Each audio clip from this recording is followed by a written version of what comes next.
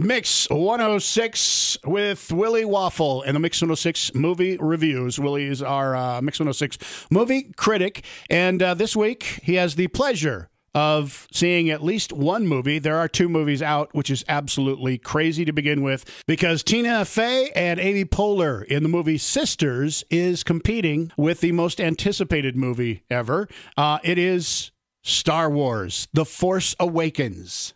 Oh my God, it's awesome. You love Sisters? No, that's a really disappointment. Can I just go off on Sisters for a minute? So, you got Tina Fey, you got Amy Poehler. They play these sisters, and one's kind of the goody two-shoes, that's Amy Poehler. One is kind of the wild child, that's Tina Fey. And they return home to their family home where they're supposed to clear out their old room by the end of the weekend because the house has been sold. And they decide to have a raging party just like they used to in the day. And all I could say is, why is Tina Fey trying to be Will Ferrell? This is not her gig, okay? Like, we know her to be witty and funny and charming, and she's not the crass one. She's not the gross one. She's not the crude one. And you feel it in this movie. So this isn't. We don't have high hopes for Sisters. In other words, we didn't anyway because of the movie that it's up against, but they needed to knock it out of the park if they were going to gain any traction whatsoever. Yeah, it's really just trying too hard to be an R-rated comedy instead of just being a funny comedy. And I think that's the downfall, is it's just they're always trying to be crude for crude's sake rather than, okay, what's going to be funny? What's going to make people laugh? And that's why I'm giving it one waffle.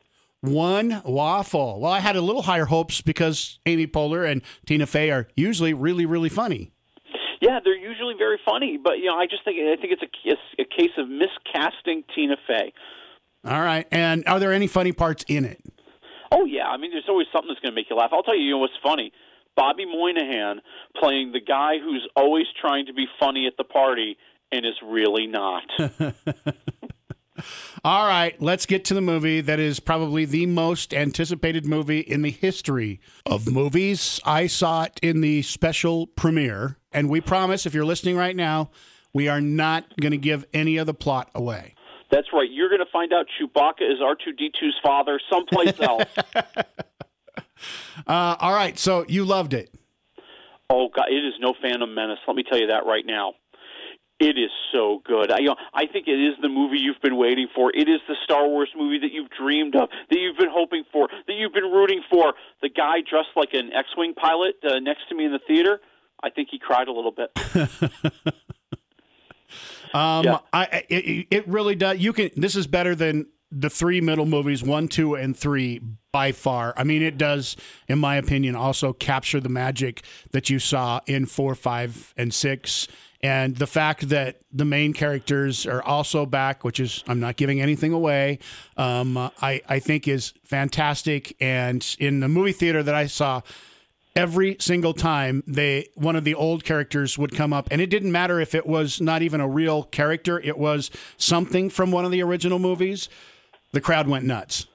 Well, and I think you hit it on the head. Yeah, there are some twists that seem too convenient. There are a lot of elements from the previous movies that you can tell they're kind of stealing from there. And yes, it looks like Carrie Fisher has had more Botox than all the Housewives of Beverly Hills combined. But this movie grabs those, it kind of makes all those allusions to what has happened in the Star Wars universe. The images, the costumes, the characters, the storylines, and you're glad to see it because it's just swashbuckling fun, all wrapped around that big Shakespearean tale of good versus evil. Can I also say that whoever did the casting on this, I didn't know what to expect because I didn't know any of the new cast characters, especially Daisy Ridley, who plays Rey.